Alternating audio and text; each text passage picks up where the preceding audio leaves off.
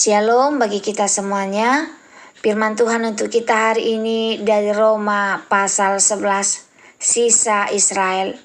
Maka aku bertanya, adakah Allah mungkin telah menolak umatnya? Sekali-kali tidak, karena aku sendiri pun orang Israel dari keturunan Abraham dari suku Benyamin. Allah tidak menolak umatnya yang dipilihnya.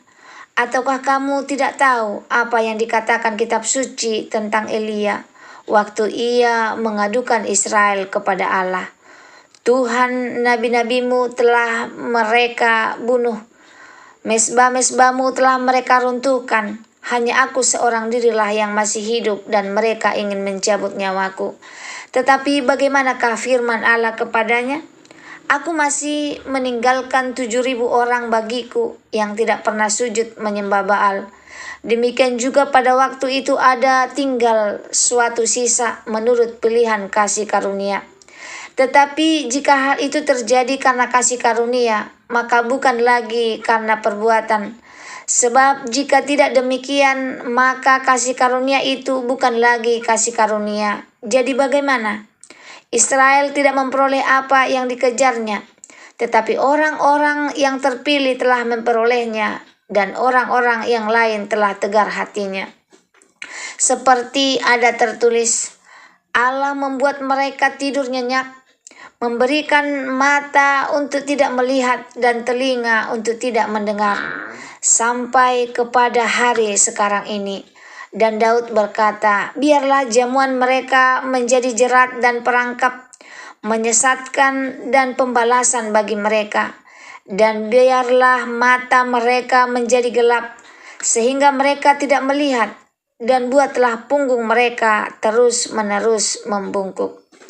Israel tersandung, bangsa-bangsa lain selamat. Maka aku bertanya, adakah mereka tersandung dan harus jatuh? Sekali-kali tidak. Tetapi oleh pelanggaran mereka, keselamatan telah sampai kepada bangsa-bangsa lain, supaya mereka cemburu.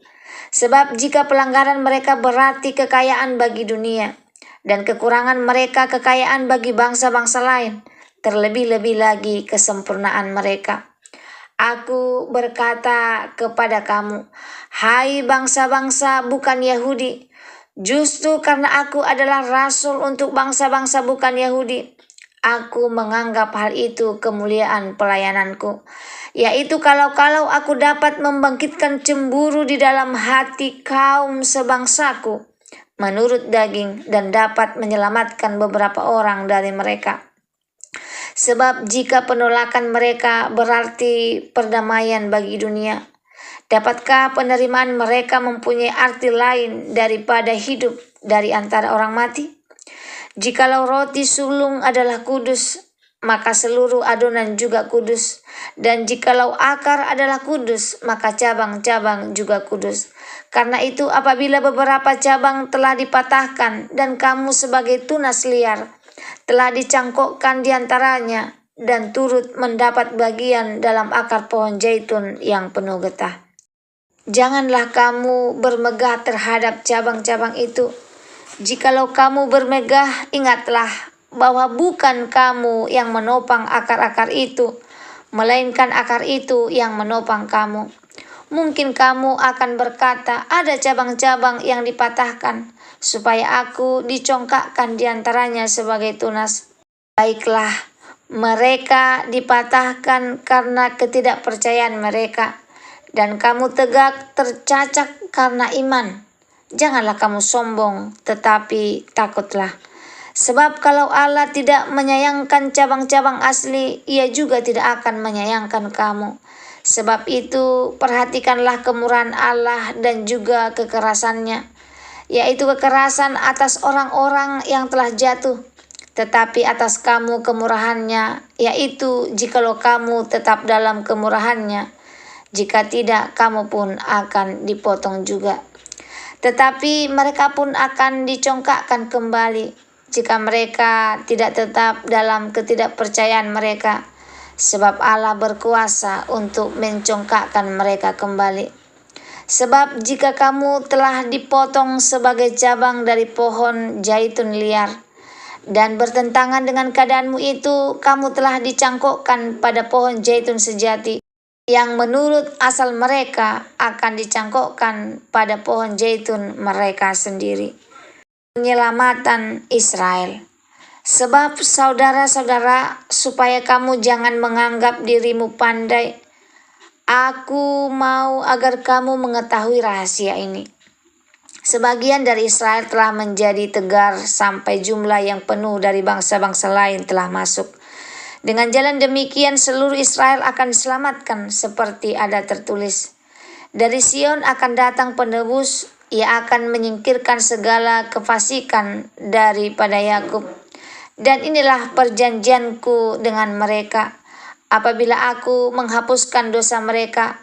Mengenai Injil, mereka adalah seteru Allah oleh karena kamu. Tetapi mengenai pilihan mereka adalah kekasih Allah oleh karena nenek moyang. Sebab Allah tidak menyesali kasih karunia dan panggilannya. Sebab sama seperti kamu dahulu tidak taat kepada Allah, tetapi sekarang beroleh kemurahan oleh ketidaktaatan mereka. Demikian juga mereka sekarang tidak taat, supaya oleh kemurahan yang telah kamu peroleh, mereka juga akan beroleh kemurahan.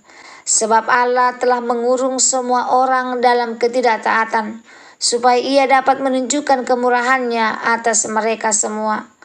Oh, alangkah dalamnya kekayaan, hikmat dan pengetahuan Allah. Sungguh tak terselidiki keputusan-keputusannya, dan sungguh tak terselami jalan-jalannya. Sebab siapakah yang mengetahui pikiran Tuhan? Atau siapakah yang pernah menjadi penasehatnya? Atau siapakah yang pernah memberikan sesuatu kepadanya sehingga ia harus menggantikannya?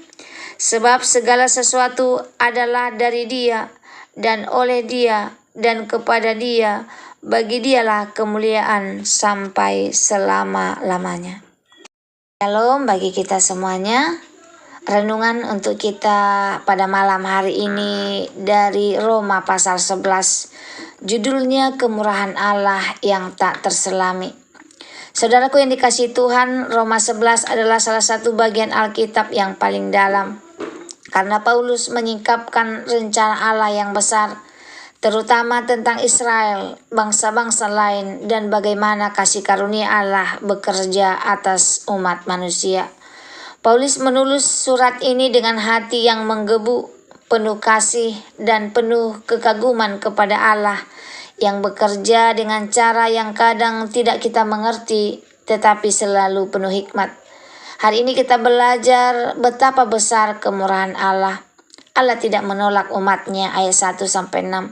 Paulus bertanya, apakah Allah menolak umatnya? Jawabannya tegas, sekali-kali tidak. Buktinya Paulus sendiri orang Israel.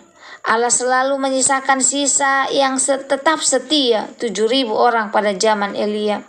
Pelajarannya untuk kita, Allah selalu punya sisa, orang-orang yang tetap setia meski dunia berubah. Kesetiaan kita bukan karena kekuatan kita, tapi karena kasih karunia. Karena itu kalau kita masih berdiri hari ini, itu bukan karena hebat kita, itu karena kemurahan Tuhan. Tegar hati Israel dan kesempatan bagi bangsa-bangsa lain. Ayat 7-15, Paulus menegaskan bahwa sebagian Israel mengalami ketegaran hati. Bukan karena Allah jahat, tapi karena rencana besarnya. Penolakan sementara Israel justru membuka pintu keselamatan bagi bangsa-bangsa lain yang bukan Yahudi. Ini luar biasa. Dari kegagalan Israel, Allah membuat kekayaan bagi dunia. Jika penolakan mereka membawa keselamatan bagi kita, apalagi nanti jika mereka kembali kepada Tuhan. Ini mengajarkan Allah sanggup mengubah kekecewaan menjadi berkat, penolakan menjadi pintu baru, kejatuhan menjadi permulaan anugerah. Pohon zaitun Israel, bangsa-bangsa lain dan penyertaan Allah, ayat 16-21. Paulus memakai ilustrasi pohon zaitun. Akar adalah janji Allah kepada Abraham. Cabang asli adalah Israel, cabang liar adalah bangsa-bangsa lain ataupun kita. Sebagian cabang asli dipatahkan karena ketidakpercayaan, tetapi tunas liar bangsa-bangsa lain dicangkok ke pohon itu karena iman. Pesan pentingnya, jangan pernah sombong. Karena bukan kita yang menopang akar, tetapi akar itulah janji Allah yang menopang kita. Yang kedua, tetaplah dalam kemurahan Allah. Artinya hidup dalam iman, ketaatan, dan kerendahan hati. Yang selanjutnya, Allah sanggup mencangkokkan kembali cabang yang dipatahkan. Jika Israel bertobat, mereka akan dipulihkan. Ini menunjukkan betapa luar biasanya hati Allah. Ia bukan Allah yang cepat membuang, tetapi Allah yang selalu membuka pintu pemulihan. Rahasia keselamatan Israel ayat 25-32. Paulus kemudian berkata, ada rahasia. Sebagian Israel tegar sampai jumlah orang percaya dari bangsa-bangsa lain menjadi penuh. Selain itu, seluruh Israel akan diselamatkan. Ini bukan berarti semua orang Israel otomatis selamat, tetapi bahwa Tuhan akan memulihkan mereka sebagai bangsa dalam rencananya. Mengapa? Karena Allah tidak menyesali kasih karunia dan panggilannya. Artinya janji Allah tidak berubah meskipun umatnya sering jatuh. Dan Paulus menutup bagian ini dengan satu pengertian yang sangat kuat. Kita semua, Israel dan bangsa-bangsa lain pernah tidak taat. Tetapi Allah memakai ketidaktaatan itu untuk menunjukkan kemurahannya atas semua orang. Kesimpulannya, Allah bekerja melalui sejarah, melalui bangsa, melalui kegagalan manusia untuk menyatakan kemurahannya. Rencana Allah tidak pernah salah. Bahkan ketidaktaatan manusia tidak bisa meninggalkan kasih-Nya. Semoga firman Tuhan hari ini menjadi berkat bagi kita. Terima kasih. Tuhan Yesus memberkati. Shalom.